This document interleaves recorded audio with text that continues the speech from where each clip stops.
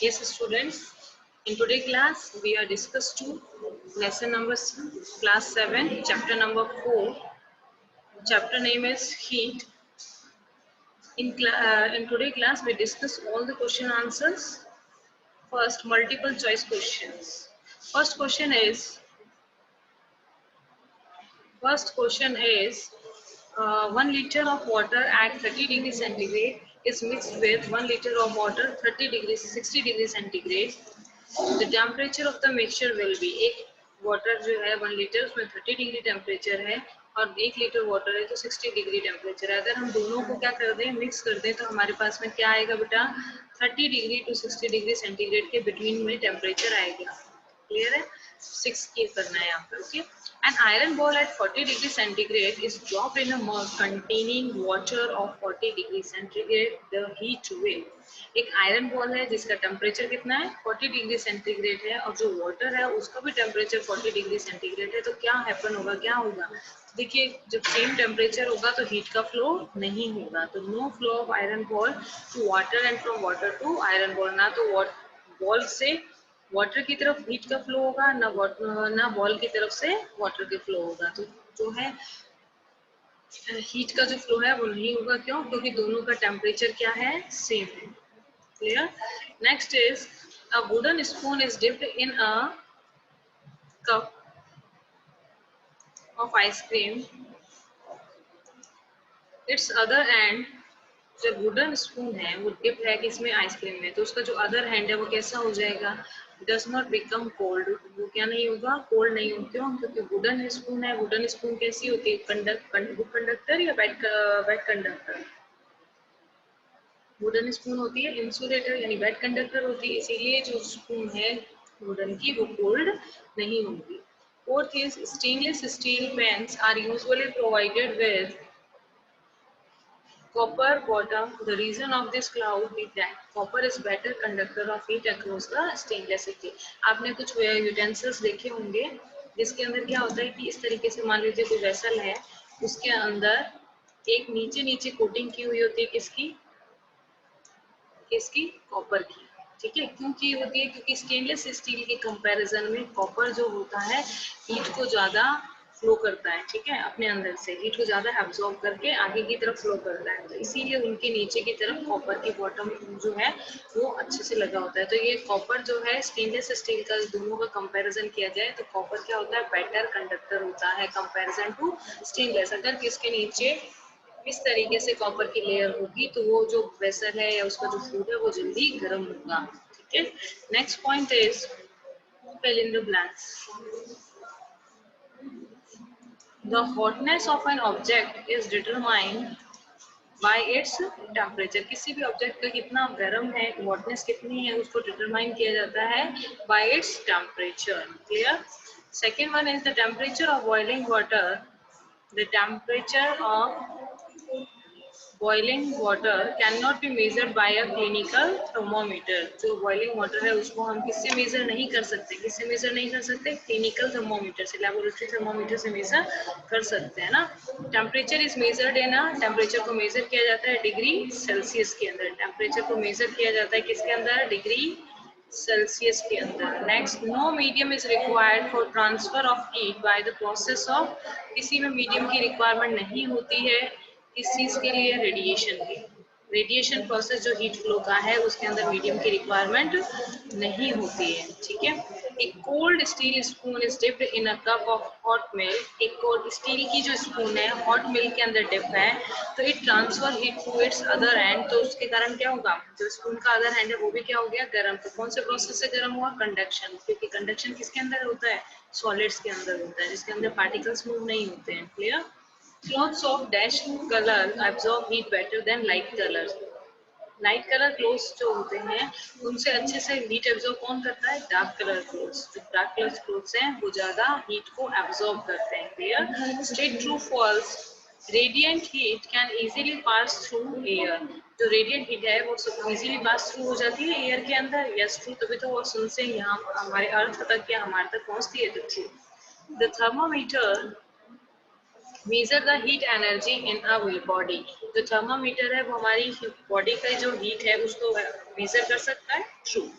Sea breeze and land breeze are the process called by radiation.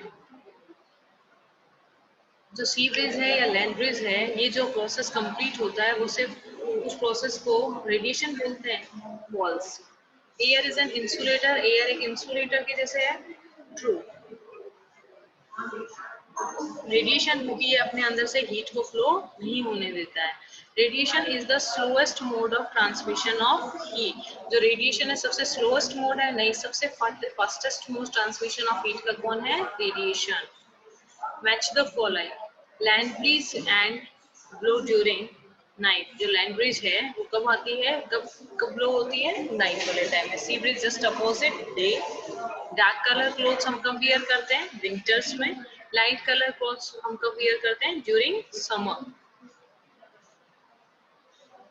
Question answer, state similarity and differences the laboratory thermometer and the clinical thermometer. दोनों thermometer में क्या similarity है? First we discuss. Both are made of glass and consist of long narrow glass tube. दोनों glass से बने होते हैं, एक नैरो ग्लास ट्यूब उनके अंदर प्रेजेंट होती है। At one end both of them house a bulb. दोनों के नीचे की तरफ एक बल्ब होता है। Bulb of both the thermometer consist mercury, और दोनों के जो बल्ब होता है उसके अंदर क्या प्रेजेंट होता है? मर्करी प्रेजेंट होता है।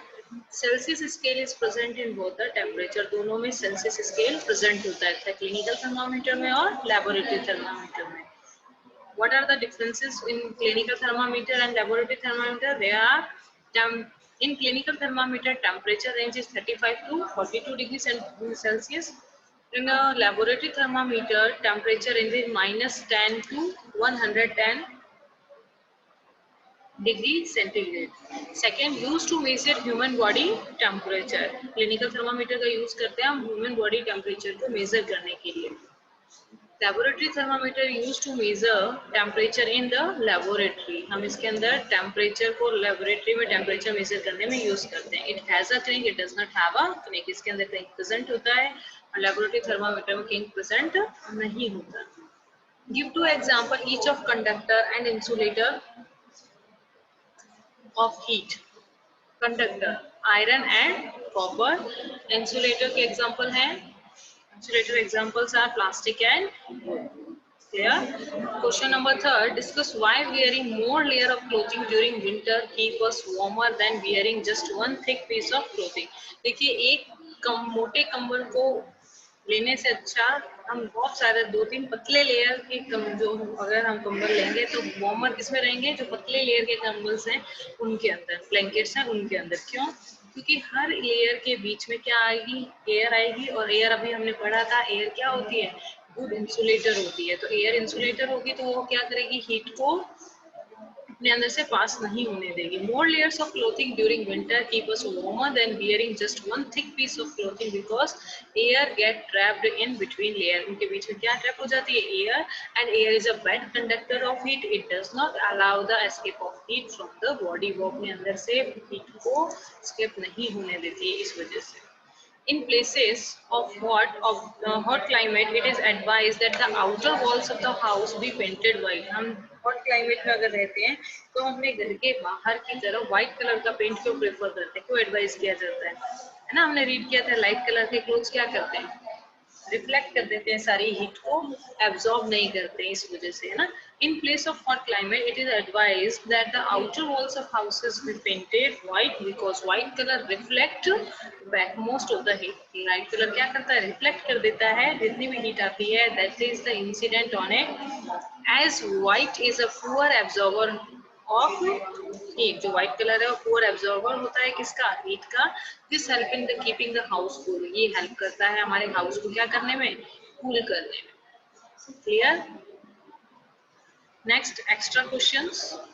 Why do we use mercury as a fluid in thermometer and not water? हम क्या करें? थर्मामीटर को क्यों यूज करते हैं, वाटर को यूज क्यों नहीं करते हैं, ना? We use mercury as a fluid in thermometer because first mercury remain in the liquid state for a wide range of temperature. देखिए मर्करी क्या होता है? हमेशा लिक्विड फॉर्म में ही रहेगा, कितनी भी रेंज टेम्परेचर की हो जाए, माइनस में हो जाए तब भी और ऊपर बढ़ जाए तब भी। तो वाटर अगर हम यूज करेंगे तो अगर जैसे ही 0 डिग्री या उससे कम टेम्परेचर होगा वो क्या हो जाएगा? आइस में कन्वर्ट हो जाएगा। अगर 100 डिग्री टेम्परेचर से ज्यादा हो जाएगा तो क्या होगा, वो वाटर वेपर में कन्वर्ट हो जाएगा। क्लियर है? तो मरकरी ऐसा नहीं होता, कितना भी टेम्परेचर हो वो हमेशा कौन से फॉर्म में रहता है, लिक्विड फॉर्म के अंदर ही रहता है। Clear? Mercury does not stick to the glass tube. और सेकंड चीज है, मरकरी जो ग्लास ट्यूब होती है ना उससे स्टिक भी नहीं करता, चिपकता भी नहीं। ठीक है? It expand and contract uniformly with the rise and fall in the temperature. जो मरकरी है उसके अंदर इक्वालिटी होती है कि वो प्रॉपर एक्सपेंड और कॉन्ट्रैक्ट यूनिफॉर्म होता है। ऐसा नहीं कई बार 1 डिग्री सेंटीग्रेड बढ़ा तब ज्यादा एक्सपेंड हो गया, कई बार ज्यादा कम हुआ तो एकदम से बहुत ज्यादा हो गया। तो यूनिफॉर्मली उसका जो पैटर्न है एक्सपेंड और कॉन्ट्रैक्ट होने का वो बहुत ही यूनिफॉर्म होता है। इसीलिए हम क्या करते हैं, थर्मामीटर के अंदर किसका यूज करते हैं, मरकरी का यूज करते हैं। Clear? Mercury has a uniform expansion rate. ये मोस्ट इंपॉर्टेंट पॉइंट है कि भाई वो यूनिफॉर्म एक्सपेंशन रेट में इंक्रीज होता है, इसी वजह से हम थर्मोमीटर के अंदर मरकरी को यूज करते हैं। कुछ पॉइंट्स हमने नोट्स में भी क्लियर कर लिए थे। What are the 3 modes of transfer of heat? 3 mode transfer of heat के कौन से हैं? There are 3 mode of heat transfer: conduction, convection and radiation. Conduction, convection and radiation. What is conduction? A mode of heat transfer. ऐसा mode है heat transfer का in a solid, solids के अंदर, in which heat energy is transferred from one particle to another. जो heat energy है वो transfer की जाती है एक particle से दूसरे पार्टिकल के अंदर। I think it's clear. Next is convection, A mode of transfer of heat in a fluid in which the particles of fluid themselves move from one region of the fluid to the other. एक reason से जो fluid है वो एक जगह से heat को absorb करेगा और दूसरी जगह पर चला जाएगा। साथ कैरी द हीट एनर्जी, साथ में क्या करके कैरी करना है हीट एनर्जी को। इसके साथ में आप एक लाइन और ऐड कर सकते हैं, convection happen only in liquid and gases also. Radiation, the mode of heat transfer that does not need a medium. जो मोड है हीट ट्रांसफर का उसमें क्या हो रहा है, उसमें किसी भी मीडियम की रिक्वायरमेंट नहीं होती। और रेडिएशन जो होता है सबसे फास्टेस्ट ट्रांसफर है इसका heat. Clear? Right difference between conductor and insulator. Next question है, कंडक्टर और इंसुलेटर में क्या डिफरेंस होता है ना? तो conductor, the material which allow the heat energy to pass through them are called conductor of heat. ऐसा मटेरियल जो अपने अंदर से हीट एनर्जी को पास थ्रू होने देता है, they are called conductor. Good conductor of heat, ऐसे मटेरियल जो do not allow the heat pass through them, ऐसे कंडक्टर्स जो अपने अंदर से हीट को पास थ्रू नहीं होने देते, they are called insulator. Example, conductor silver and copper, insulator plastic and wood. Can you measure the temperature of boiling water with clinical thermometer? If yes, why? or if no, why? क्या हम clinical thermometer से boiling water का temperature को note कर सकते हैं? अगर answer yes है तो भी बताएं और नो है तो भी बताएं। तो क्या आंसर होगा हमारा? हमारा answer is no, because the clinical thermometer will break. Clinical thermometer में रेंज कितनी होती है? 35 टू 42 डिग्री सेंटीग्रेड। अगर इससे ज्यादा टेम्परेचर हम उससे नोट करेंगे तो क्या होगा, ग्लास वहां से फट जाएगा, ब्रेक हो जाएगा। ठीक है ना? तो no, because the clinical thermometer will break as the boiling water as the temperature at least 100। Boiling water का टेम्परेचर कितना होता है? अभी पढ़ा ना अपन ने, 100 डिग्री सेंटीग्रेड होता है। तो इतनी रेंज क्लिनिकल थर्मामीटर में नहीं होती, इस वजह से उसके ब्रेक होने के चांसेस बढ़ जाते हैं। क्लिनिकल थर्मामीटर में हम सिर्फ 35 डिग्री सेंटीग्रेड से 42 डिग्री सेंटीग्रेड तक की मेजर कर सकते हैं। ठीक है?